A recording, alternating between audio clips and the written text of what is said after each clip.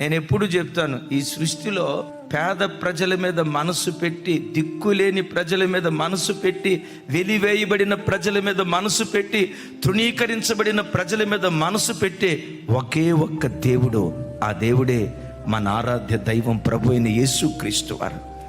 ఒకవేళ నీ పేద స్థితి, నీ దయనీయ స్థితి, నీ దిక్కులేని స్థితి నీ సొంత తోబుట్టువులకి అసహ్యమైపోయిందేమో. దీని ఇంటికి వెళ్తే నన్ను డబ్బులు అడిగిద్దేమో, వీడింటికి వెళ్తే నన్ను అప్పు అడుగుతాడేమో, అరే వీడి పూరింటికి వెళ్తే నాకు అవమానం అని నీ పేద స్థితిని బట్టి నీ తోబుట్టువులే ఒకవేళ నిన్ను చిన్న చూపు చూస్తూ ఉంటే, నేను ప్రకటించే నా దేవుడు ఎవరో తెలుసా? ఆ చిన్నవారి ఇంటికే వచ్చి ఆ చిన్నవారిని పెంచి పెద్దవారిగా చేసే దేవుడు.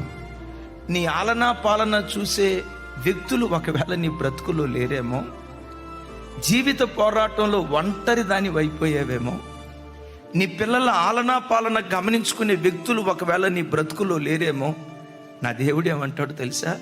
నిన్ను పెంచే మనుషుడు భూమి మీద లేకపోయినా మంచు లాంటి దేవుడు తానే నిన్ను పెంచబోతూ ఉన్నాడు, ఆయనే నిన్ను పెద్ద చేయబోతున్నాడు. అంటాడు, ఆకాశమా ఆలకించు, భూమి చెవియొగ్గు, ఈ చిన్నవారిని పెంచి నేను పెద్దవారిగా చేశాను అని అన్నాడు కదా.